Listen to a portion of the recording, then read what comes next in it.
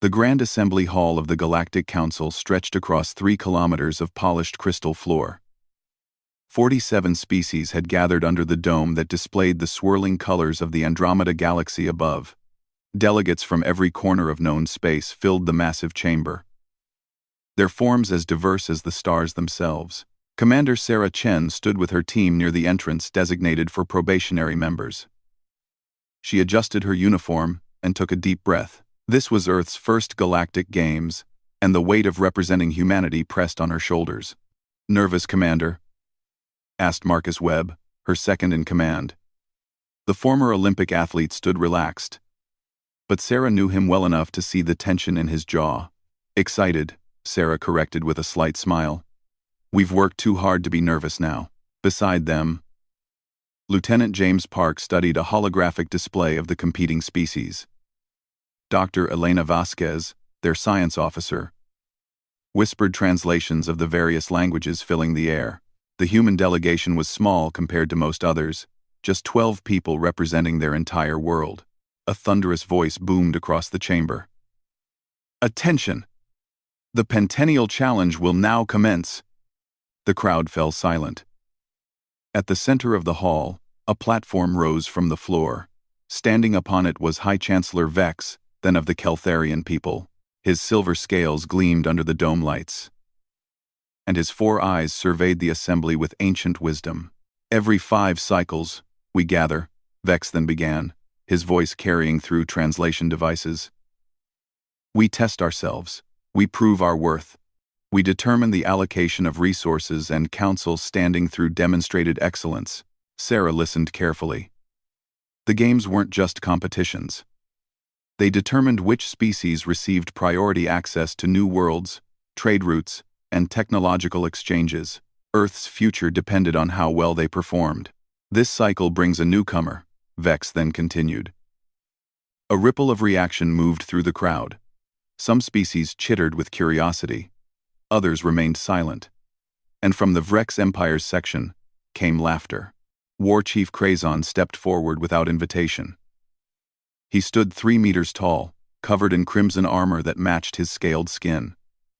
His species had dominated the galactic games for the last 3 cycles. "Probationary members," Krazon sneered, his voice dripping with contempt. "Soft primitives who barely achieved faster-than-light travel. They have no business competing against true powers." Sarah felt her team tense beside her. Marcus started to move forward, but she placed a hand on his arm. "Let him talk," she said quietly. Krazon pointed a clawed finger at the human delegation. "I challenge these humans to compete directly against the Vrex Empire. In all 5 categories. Let them learn their place quickly, so we can move on to actual competition." The chamber erupted in murmurs. Direct challenges were rare. Most species competed against all others simultaneously, not in head-to-head contests. High Chancellor Vex then raised his hand for silence. "War Chief Krazon, such a challenge is highly unusual. Commander Chen, you are not required to accept." Sarah stepped forward, her boots clicking on the crystal floor. Every eye in the massive hall turned to her. She looked small compared to most delegates, but she walked with steady confidence. "High Chancellor, we accept the Vrex Empire's challenge," Sarah said clearly. Gasps echoed through the chamber. Marcus closed his eyes briefly. Elena gripped her datapad tighter. James allowed himself the smallest smile. Krazon's lips pulled back, showing rows of sharp teeth. "Excellent. This will be educational for you." Sarah met his gaze without flinching. "We'll do our best, War Chief. That's all anyone can ask." The Vrex delegation laughed again. To them, her response sounded like weakness, an admission of inferiority before the competition even began. But in the Keltharian section, Elder Veshtar leaned toward his assistant. "Interesting. She doesn't boast. She doesn't threaten. She simply accepts. Is that significant, Elder?" the assistant asked. "Very," Veshtar replied, his old eyes studying Sarah. "I have read the human historical files. This species doesn't waste words on promises. They simply act." High Chancellor Vexthen's voice rang out again. "The challenges are as follows. First, physical endurance across multiple environments. Second, technological innovation, solving a colony crisis. Third, strategic warfare simulation. Fourth, resource management across simulated decades. Fifth, diplomatic resolution of complex conflicts. Each category appeared as glowing text in the air above the assembly. Sarah memorized them quickly, though she'd studied them for months. Most species excel in one, perhaps two categories. Vex then explained. The Vrex Empire has claimed they will dominate all five. A bold statement. A bold statement. Krazon crossed his massive arms. Not bold, factual. We are the strongest warriors, the most advanced technologists, the supreme strategists. The Vrex are superior in all ways that matter. We shall see, Vex then said diplomatically. The first challenge begins at dawn tomorrow. All delegates, prepare yourselves. As the assembly began to disperse, species gathered in their designated areas. Sarah led her team to their quarters, aware of the stares following them. Commander, did we just make a huge mistake? Elena asked once they were alone. Maybe, Sarah admitted. But Krazon would have targeted us anyway. At least this way. We control part of the narrative. What narrative? Marcus asked. Sarah looked at her team. These 12 people carrying Earth's hopes. That humanity doesn't back down. That we face challenges head-on. And that we're full of surprises. End quote. James pulled up tactical data on his tablet. The Vrex have won 18 of the last 25 categories across 5 games. They're not bluffing about their abilities. Neither are we, Sarah said firmly. We didn't come here to win every category. We came here to show the galaxy who humans are. Salamenti. R2 increased. Salamenti. Salamenti. And who are we? Elena asked. Sarah smiled. They're about to find out. Get some rest, team. Tomorrow, we show them that challenging humans is something you only do once. In the Vrex quarters, Krazon celebrated with his warriors. They were already planning their victory speeches. In the Keltharian quarters, Veshtar reviewed human history files late into the night, his expression growing more interested with each page. And in the human quarters, 12 people from Earth prepared to compete against an empire that had never known defeat. The Galactic Games had begun. Dawn broke over the Council's competition grounds. Though dawn was artificial on this space station, the sky dome shifted from deep purple to orange, signaling the start of the Physical Endurance Challenge. Commander Sarah Chen stood with her team at the starting line. Around them, delegates from 47 species prepared for the most grueling test in the Galactic Games. The course stretched before them like a nightmare designed by committee. First section is underwater, Marcus said, studying the layout. Then, zero gravity, extreme heat, and finally toxic atmosphere. Each zone is 5 kilometers long. War Chief Krazon and his Vrex warriors stood nearby, their crimson armor gleaming. Krazon laughed when he saw the human team stretching. Look at them preparing their tiny muscles, he mocked. This will be over before it begins. High Chancellor Vexthan's voice echoed across the grounds. Competitors, take your positions. You may use any natural abilities your species possesses. No external equipment beyond basic breathing apparatus where needed. Begin on my signal. Sarah took her position. Her heart hammered, but her breathing remained steady. She'd run marathons on Earth. She'd trained in every environment humanity could simulate. This was just another race. 3, 2, 1, begin. The competitors launched forward. The Vrex immediately surged ahead, their powerful legs eating up distance. The aquatic Nereidi glided into the water section with natural grace. The Zephrons, beings of pure energy and containment suits, moved with calculated efficiency. Humans fell to the middle of the pack. The underwater section was brutal. Sarah's lungs burned as she swam through the artificially created ocean. The Nereidi were already finishing this section. The Vrex struggled initially but powered through with pure strength. Marcus paced himself, using techniques from his swimming training. "Don't fight the water," he reminded himself. "Work with it." He noticed something the Vrex missed. There were currents in the artificial ocean. Instead of swimming against them, Marcus angled his body to let them assist. He passed two struggling species and caught up to the middle of the Vrex group. Elder Veshtar watched from the observation deck. "See how the human adapts? He doesn't have the Vrex strength, but he thinks." The zero-gravity section came next. Many species stumbled here, unused to the absence of weight. The Vrex launched themselves forward with powerful jumps, bouncing off walls. Dr. Elena Vasquez entered the zone and smiled.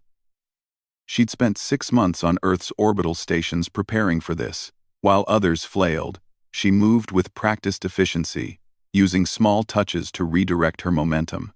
She didn't fight the environment. She danced with it. She passed a Vrex warrior who was spinning out of control after pushing too hard off a wall. "Impossible," the warrior sputtered. "Physics," Elena called back cheerfully as she glided past. The extreme heat section was agony. The temperature soared to levels that would melt lead. Species with natural heat resistance excelled here. The Vrex, evolved on a volcanic world, dominated this zone. Lieutenant James Park felt his skin burning despite the protective gel they'd applied. His vision blurred from sweat. Every step was torture. But he'd grown up in Death Valley, training in temperatures that would stop most humans. He understood heat. He knew his body's limits, and how to push just beyond them without collapsing. "Persistence," he whispered to himself. "Humans are persistence hunters. We don't stop." He maintained a steady pace while larger, stronger species burned themselves out, trying to sprint through the heat. One by one, they slowed. James kept moving at the same methodical speed. He crossed into the final section in the top 15. The toxic atmosphere zone required breathing apparatus for most species. The air was filled with compounds that would destroy unprotected lungs. The Vrex used heavy filters, slowing them down. Sarah entered this section exhausted but determined. The human team had designed their breathing units to be lightweight and efficient. They'd sacrificed some protection for mobility. It was a calculated risk. She pushed forward, her legs screaming with fatigue. Ahead, she saw Crazon himself, laboring under his heavy equipment. His strength was undeniable, but the gear weighed him down. Sarah passed him. "What?" Crazon roared. "Impossible." But Sarah was already ahead. Her lighter equipment and endurance training paying off. She crossed the finish line in 8th place overall. Not first, but far better than anyone expected. Over the next hour, the other human team members finished. Marcus came in 12th. Elena 15th. James 20th. The rest of their team all placed in the top half. The Vrex won the category overall, with Crazon taking first place. But the crowd murmured in surprise at the human results. "They didn't win," a Zephron delegate observed. "But they didn't fail anywhere either. Every environment. They adapted. Humans are persistence hunters," Veshtar said to his companions. On their world, they would chase prey for days, until it collapsed from exhaustion. They don't have the fastest sprint, but they don't stop running. 2 days later, the Technological Innovation Challenge began. Species were given a scenario. A colony ship, losing life support, with limited resources to repair it. The Zephrons created an elegant solution using advanced quantum processors. It was beautiful, efficient, and would work perfectly under exact conditions. The Vrex built a massive power redistribution system. It was overwhelming force applied to engineering, solving the problem through sheer energy output. The human team, led by Dr. Vasquez, created something that made the judges pause. "It's messy," one judge commented, studying the human design. "It has redundant systems," another noted, "and backup redundancies for the redundancies." Elena presented their solution. "Our colony ship repair uses 7 different methods to restore life support. If one fails, another takes over. If 3 fail, the system reconfigures automatically. It's not the most elegant solution, but it will work under almost any failure condition." The judges tested the designs by introducing random, catastrophic failures. The Zephron solution failed when a component they hadn't anticipated broke. The beautiful system couldn't adapt. The Vrex solution worked until the judges changed the available power supply. The system needed massive energy and couldn't adjust. The human solution kept working. When components failed, it rerouted. When power dropped, it shifted to backup systems. When 3 systems went down simultaneously, it reconfigured to use the remaining 4. It's not perfect, Elena admitted. But it's adaptable. We designed it assuming things would go wrong. Why? A judge asked, genuinely curious. Elena smiled. Because in our experience, things always go wrong. The question isn't if something will break. It's what you do when it does. The humans placed third in the technology category. The Vrex won again through sheer power. But the whispers grew louder. They don't follow normal patterns, one species delegate said. Their solutions aren't optimal, another agreed. But they're resilient. Crazon overheard these conversations and scowled. Lucky accidents, he muttered. Nothing more. But in his private quarters that night, he reviewed the human performances. He didn't like what he was seeing. These primitives weren't behaving like any species he'd encountered before. Elder Veshtar smiled as he read the day's results. They're not trying to win each challenge, he said to himself. They're trying to survive all of them. How very human. The next challenge would be strategic warfare, and the humans were planning something unprecedented. The Strategic Warfare Simulation Chamber was the crown jewel of the Galactic Games. Holographic displays surrounded each competitor's station, showing star systems, fleets, and resources in stunning detail. Species would command virtual armies in scenarios designed to test tactical brilliance. Lieutenant James Park settled into the human command station. Around him, the greatest military minds in the galaxy prepared for battle. War Chief Crazon sat in the Vrex station, confidence radiating from every movement. First scenario, High Chancellor Vex then announced. You command a fleet defending a mining colony. Enemy forces outnumber you 3-1. Begin. Crazon's approach was immediate and decisive. He gathered his fleet into a massive formation and charged directly at the enemy. His ships had superior firepower, and he used it without hesitation. The enemy scattered before his overwhelming assault. Victory in 8 minutes. The Zephrons used sophisticated tactical maneuvers, their ships dancing through space in perfect mathematical formations. They divided the enemy fleet and destroyed it piece by piece with calculated precision. Victory in 12 minutes. James took a different approach. He studied the enemy fleet composition, noting their formation and behavior patterns. Instead of attacking immediately, he positioned his ships defensively around the colony. When the enemy advanced, James retreated strategically. He gave ground, leading them into asteroid fields where their numbers became a disadvantage. He used mines and debris as weapons. When the enemy split their forces, he struck at their weakest points, but he didn't destroy them completely. Instead, he disabled their command ship and opened communications. Your mission fails here, James transmitted to the simulated enemy. You can retreat now with most of your fleet intact, or lose everything. Your choice. The simulation paused. The judges conferred. Interesting, one judge said. The objective was to defend the colony, not destroy the enemy. He achieved the objective with minimal losses on both sides, another noted. James won the scenario, but the judges marked it as unconventional approach. Crazon snorted from his station. Talking to enemies. How weak. The scenarios grew more complex. In the 5th simulation, species had to break through a heavily fortified system to rescue trapped civilians. The Vrex solution was predictable.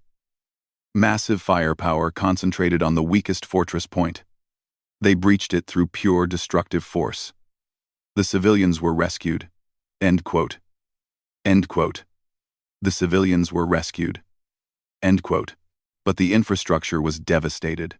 The Zephrons calculated the perfect strike points to disable defenses with minimal energy expenditure.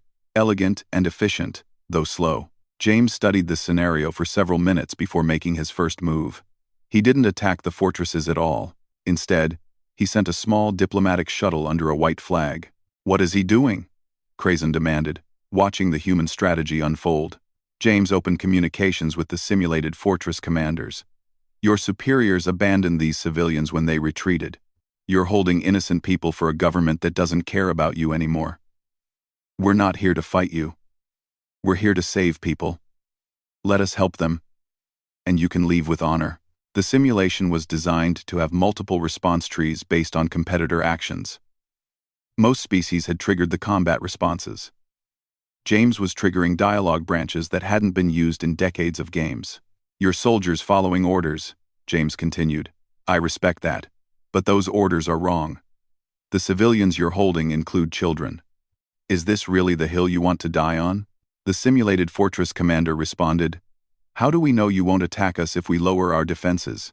"Because I'm giving you my word," James said simply. "And I'm sending you our tactical data, showing we could have destroyed your eastern fortress 20 minutes ago. We didn't. We're choosing not to fight you." The simulation processed this unprecedented approach. After a tense pause, the fortress shields dropped. The civilians were released peacefully. 0 casualties on any side. The judge's chamber erupted in debate. "This violates the spirit of a warfare simulation," one judge protested. "The scenario said rescue the civilians," another countered. "It didn't specify methodology. He achieved the objective perfectly. He didn't fight at all. Is that against the rules?" Elder Veshtar stood from his observation seat. "Honored judges, I have studied Earth's military history extensively. This is exactly how humans wage war when given the choice. They talk first.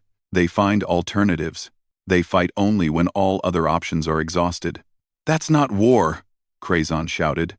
"That's cowardice." "Is it?" Veshtar challenged. "He achieved total victory with 0 losses. By any military metric, that's perfection." After long deliberation, the judges awarded James full points. His methods were unconventional, but they worked.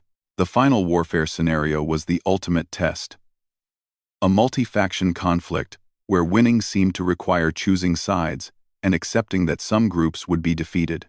Most species tried to pick the strongest side or attempted to play factions against each other to emerge victorious. The Vrex simply attacked everyone who opposed them, forcing submission through power. James looked at the scenario differently. "What if nobody has to lose?" he muttered. Commander Sarah Chen watched from the observation deck as James worked. She smiled, recognizing his approach. "He's going for the impossible solution." James contacted each faction individually. "I'm not here to pick winners and losers," he told them. "I'm here to end this conflict. What do you actually need? Not what you want. What do you need to survive and thrive?" He listened to each faction's concerns.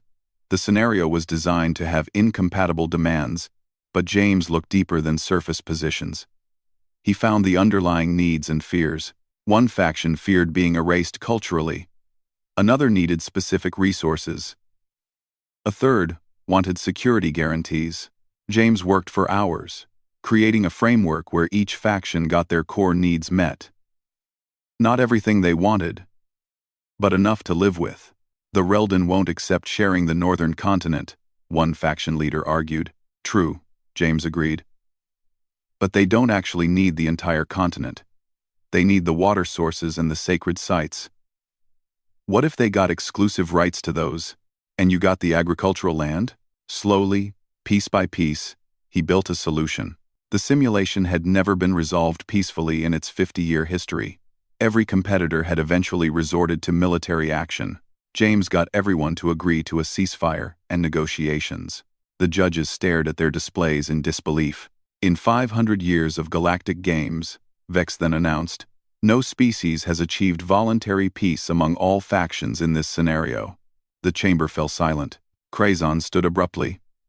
"This is manipulation." "He tricked the simulation. He understood it," Veshtar corrected quietly. "He understood that war is often a failure of imagination. A failure to see other paths." Sarah joined James at his station as the judges deliberated. You know they're going to debate this for hours, right? James shrugged. We came here to show them who humans are. Mission accomplished. You could have just blown everything up like Krazen did. I could have, James agreed. But that's not who we are. We've fought enough wars on Earth. We learned what victory really costs. The judges finally announced their decision. Full marks for achieving unprecedented peaceful resolution, with a note that the approach challenges fundamental assumptions about conflict. The resource management challenge would begin tomorrow, and the Vrex Empire was no longer laughing. The resource management challenge transformed the competition grounds into a massive simulation chamber. Each species received an identical virtual colony with limited resources and a simple goal: survive and thrive for 50 simulated years. Dr. Elena Vasquez led the human team for this challenge.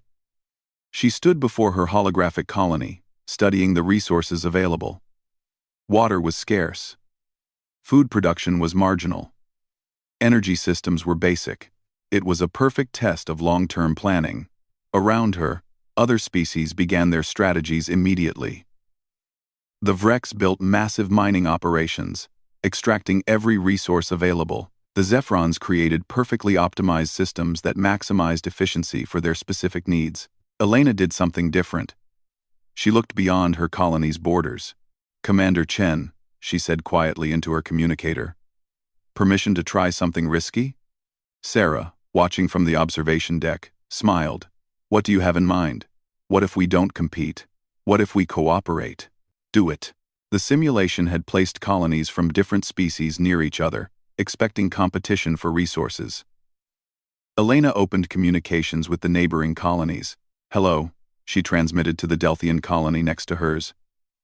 I'm Elena from the human colony. I noticed you have excellent water sources, but your soil is poor. We have good soil but limited water. Want to trade? The Delthian competitor paused, surprised.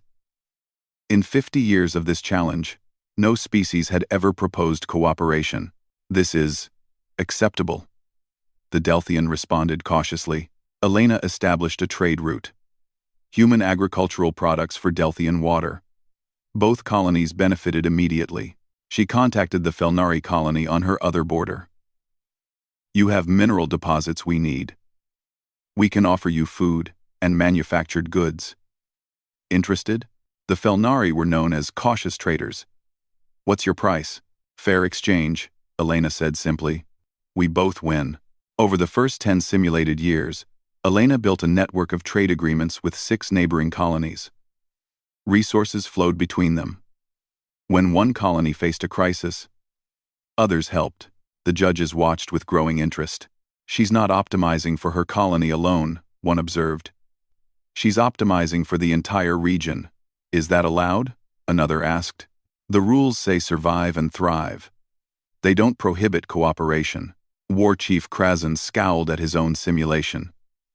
His colony was powerful, having extracted maximum resources from its territory. But it stood alone, surrounded by depleted land and resentful neighbors he'd ignored. By year 20, Elena's human colony was moderately successful.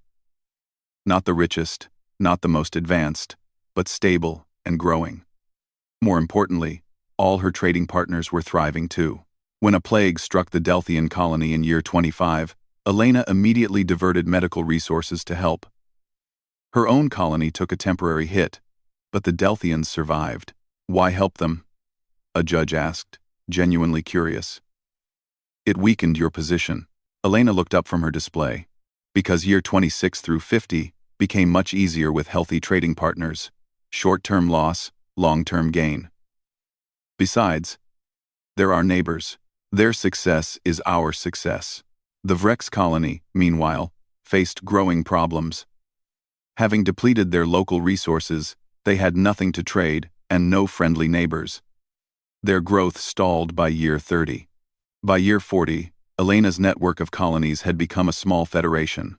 They shared technology, resources, and support.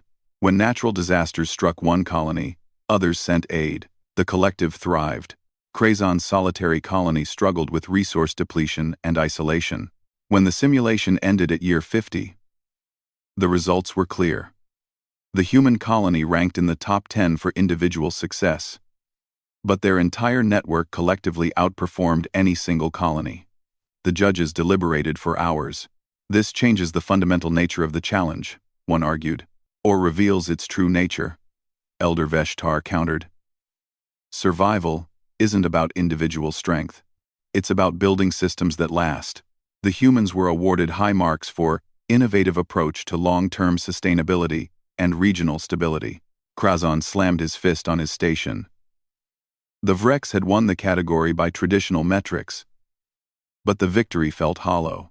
The final challenge arrived. Diplomatic resolution. The tension in the competition chamber was electric. This was the most prestigious event, worth double points. It would determine final standings. The scenario appeared on every display. A complex crisis involving 5 factions with centuries of conflict, incompatible resource needs, and deep cultural grievances. Previous games had seen species either choose sides, force solutions through power, or attempt neutral mediation that satisfied no one. Commander Sarah Chen took her position. This was the challenge she'd been preparing for since they left Earth. The Vrex approach was predictable. Krazan imposed a solution through strength, forcing all factions to accept his terms or face consequences. It created order, but resentment simmered beneath the surface. The Zephrons created a logical framework that addressed resources mathematically. It was fair by numerical standards, but ignored emotional and cultural factors. Some factions rejected it outright. Sarah began differently. She didn't propose solutions immediately. Instead, she listened. She contacted each faction's leaders. "Tell me your story," she said to the first. "Not what you want, but why you want it. What happened to your people?" She spent hours listening to grievances, fears, and hopes. She asked questions.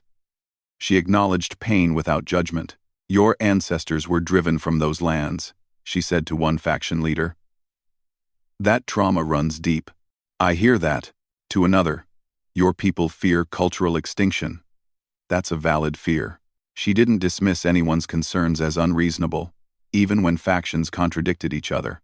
The judges watched in fascination as Sarah slowly built understanding among groups that had refused to speak to each other for centuries in the simulation. "She's not solving the problem," one judge noted.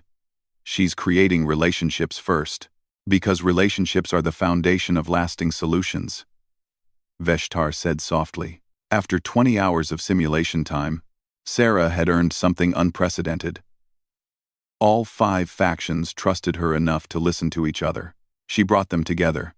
"You all need different things," she began. "And you all have legitimate grievances. No solution will give everyone everything they want, but I believe we can find something everyone can live with." She identified what each faction truly needed versus what they claimed they wanted. The sacred lands, one faction demanded, weren't needed in their entirety, only specific sites. Resources another faction required could be shared with proper agreements. "This isn't perfect," one faction leader argued in the simulation. "No," Sarah agreed. "But it's better than war. It's better than deadlock. And most importantly, it gives us a foundation to build on. We can adjust as we go." Together, slowly, grudgingly, the factions began to accept the framework. By simulation's end, all 5 factions had agreed to try the proposed solution. Not enthusiastically, but genuinely. The chamber erupted in shock. "Impossible!"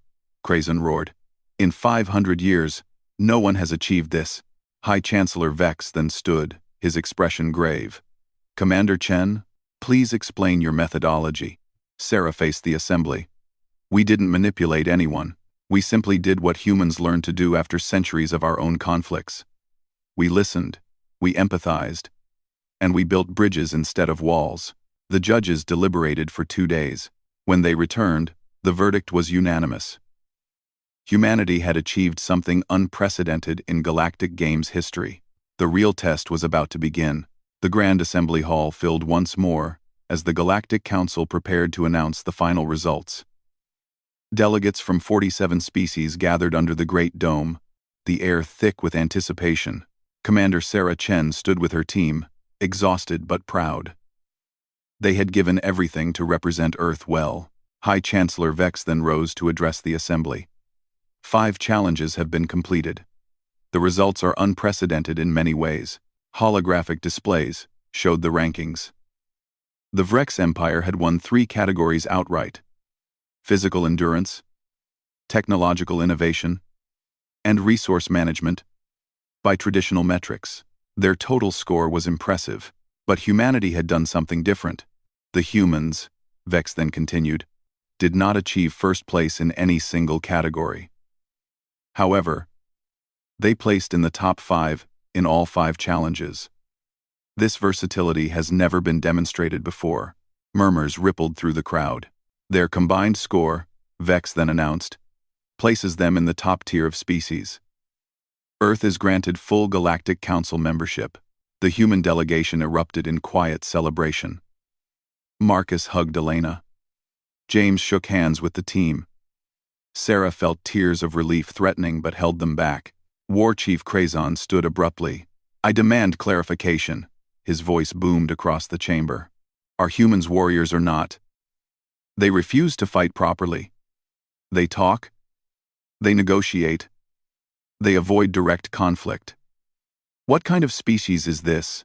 The hall fell silent. All eyes turned to Sarah. She stepped forward, her heart pounding.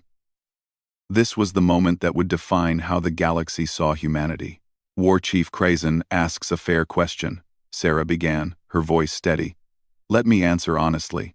She walked to the center of the chamber, where all could see her. "Yes, we are warriors when we must be. Earth has known terrible wars. World wars that killed millions. Nuclear weapons that could destroy our entire planet. We've fought battles that would horrify you." She paused, letting that sink in. "We are very, very good at destruction when pushed to it. Our history is written in blood and survival. We've faced extinction and clawed our way back." Krazon's expression shifted slightly, uncertainty creeping in. "But we learned something from all that death," Sarah continued. "We learned the cost of victory through violence alone. We learned that winning a battle and losing everything that comes after is not winning at all." She turned to face the entire assembly. "Every challenge we faced here, we approached with one question. What happens after? After the battle ends. After the crisis passes. After the victory is won. What kind of galaxy do we build?" Elder Veshtar leaned forward, his ancient eyes bright with interest. "In the physical endurance challenge, we didn't try to be strongest," Sarah explained. "We adapted to every environment because that's what humans do. We survive anywhere. We don't specialize, we generalize. We persist. In the technology challenge, we built messy, redundant systems because we know things break. We know Murphy's Law. Anything that can go wrong will go wrong, so we plan for failure and keep going anyway." She looked directly at Krazon. "In the warfare simulations, we talked first because we've learned that most conflicts happen because people don't understand each other. War is often a failure of communication. We've fought enough wars to know that. And in resource management, we cooperated because we learned that raising everyone up is better than standing alone on a pile of resources while your neighbors starve." Her voice grew stronger. "Don't challenge humans to fight, War Chief. You might win the battle. Your warriors are stronger. Your weapons more powerful. But we'll win everything that comes after. We'll build alliances while you stand alone. We'll adapt while you remain rigid. We'll find solutions you never imagined, because we never stop looking for better ways." The chamber was absolutely silent. "Our real strength isn't in our muscles or our weapons," Sarah said softly. "It's in our stubborn, foolish optimism. We believe enemies can become friends. We've done it repeatedly in our own history. Nations that fought terrible wars are now close allies. We believe tomorrow can be better than today. And we never, ever, stop trying to make that true." She turned back to Vex then. "You asked what kind of species we are. We're the species that dreams of a galaxy where everyone thrives. where conflicts are resolved through understanding, where diversity is strength, not division. We're not naive, we know evil exists, but we believe good can triumph without becoming evil itself. War Chief Krazon sat slowly, his massive frame settling into his seat.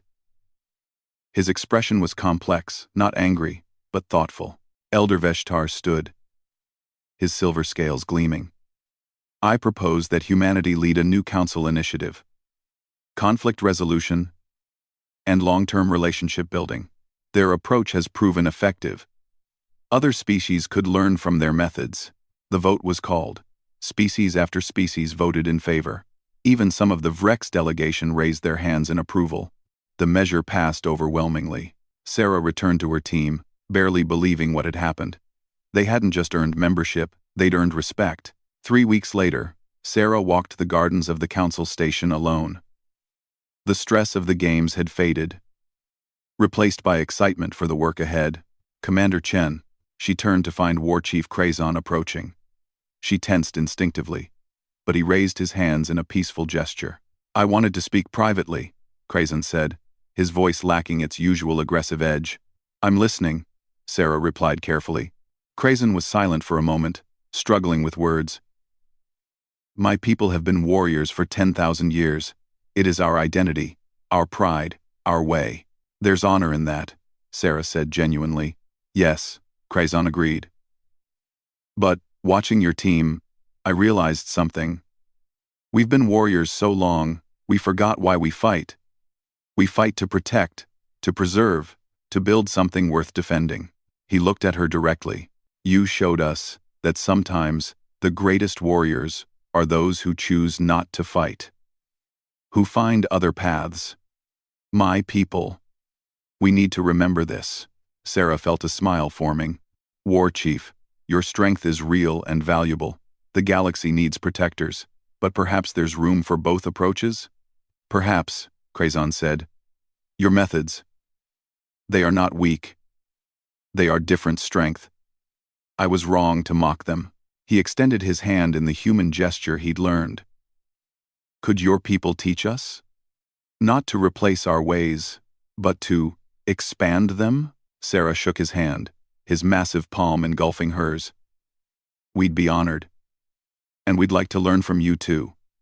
Your courage, your directness, your commitment to protecting others, these are valuable lessons. Krazon's lips pulled back in what might have been a smile. Then perhaps humans and Vrex can build something together. I'd like that, Sarah said warmly. As Krazon departed, Sarah looked up at the stars visible through the garden dome. Earth was out there somewhere. Tiny and blue and precious. She thought of all the struggles humanity had endured, all the mistakes they'd made, all the lessons learned through pain and perseverance. We made it, she whispered to the stars. And we did it our way. Behind her, Marcus approached. Commander, the Council wants to discuss our first diplomatic mission. Something about a trade dispute that's been deadlocked for years. Sarah smiled. Tell them we're ready. Time to show the galaxy what humans do best, which is making friends out of strangers and finding hope in impossible situations. Marcus laughed. No pressure then. Tree. They walked back toward the council chambers together, two humans among the stars, carrying with them the dreams of a small blue planet that had finally found its place among the cosmos. The galaxy was about to learn that humanity's greatest challenge wasn't to others, it was to themselves to be better tomorrow than today, to choose understanding over conflict, to build bridges instead of walls, and they never, ever stopped trying. The galactic games had ended, but humanity's real journey was just beginning.